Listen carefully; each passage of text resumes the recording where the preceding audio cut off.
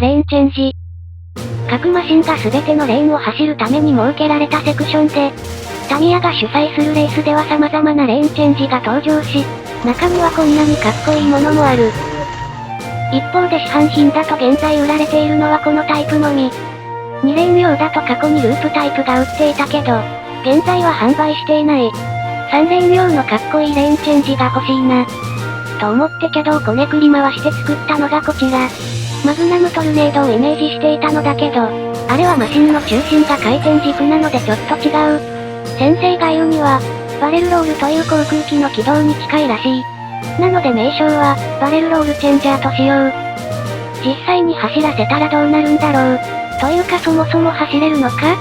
気になるので作って試したいけどサイズ的に作るのが小さく作れば良いのでは？ 2 分の1スケールで 3D プリントして、以前開発した半分サイズの4駆を走らせれば、どんな感じになるか試すことができるはず。というわけで開発を開始する。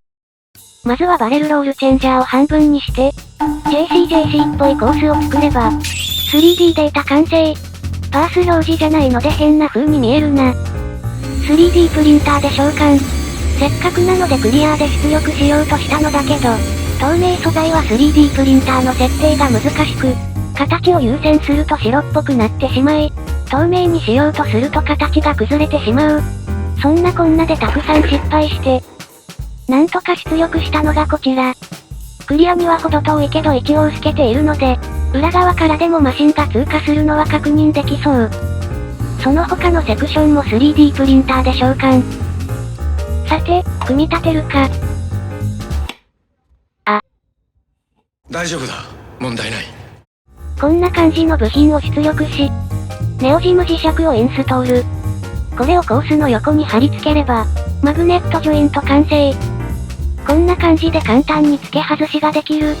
ジョイント部分を後付けにすることで、今後新しいジョイント機構にアップデートする際に、コース本体部分を再利用できる。つまり、再利用できる。というわけでコース部品が全て揃った。これを組み立てれば、2分の 1JCJC、バレルロールチェンジャータイプ、完成だ。チェンジャー部分はマグネットではなくテープ止めにした。形が特殊なのとここは強度優先という判断。アピールポイントはテプラで再現したスタートのシール。ただし撮影の都合でここからはスタートしない。まずはノーマルモーターの角ブレーズで試してみよう。スイッチオン。ゴー。どうだ？はうわ。ダメだった。スローで見ると、良い感じに進入したものの、頂点手前で失速し落下。コースでワンクッション置いてから畳に着地。単純にスピード不足なので、モーターをトルクチューンに変更。これで速度が上がって通過できるようになるはず。スイッチオン。ちなみにテープ剥がれにまだ気がついていない。ゴー。いけるか？おお、綺麗に通過したぞ。2回目も問題なく通過。良い感じに周回できている。スローで見てみよう。先ほどと違って頂点まで勢いを保っている。まるでコースに張り付いて走っているような動き。さて、バレルロールチェンジャーの走行はうまくいったので、次はマグネットジョイントのテスト行ってみよう。というわけでハイパーダッシュモーターに換装。これで耐えられれば最低限の強度はありと言えそう。スイッチオン。ゴー。ジョイントは問題なさそう。あれ？バレルロールチェンジャーの速度がギリギリっぽい。もしかしてトルクチューンより遅い？映像を重ねてみると、スタート後すぐにトルクチューンがリード。その後もトルクチューンがどんどん引き離している。どうやら 1.5V だとトルクチューンの方が速い、という逆転現象が起きることもあるみたい。電池1本だと出力が弱いからか？今回はオリジナルのレーンチェンジを半分サイズで実現。ノーマルモーターでは通過できなかったけど、トルクチューンで無事に通過できた。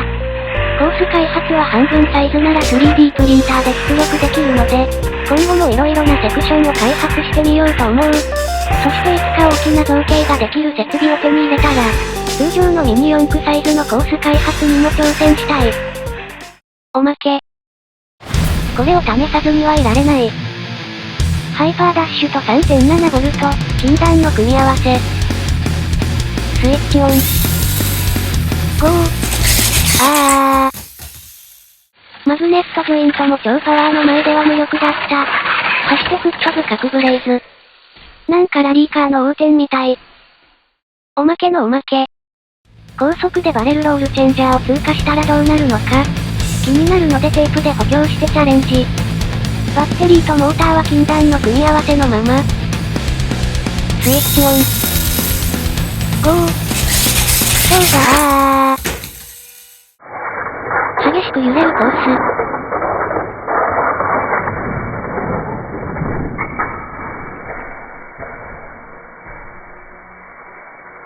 もうちょい上だったら障子に刺さっていたかも。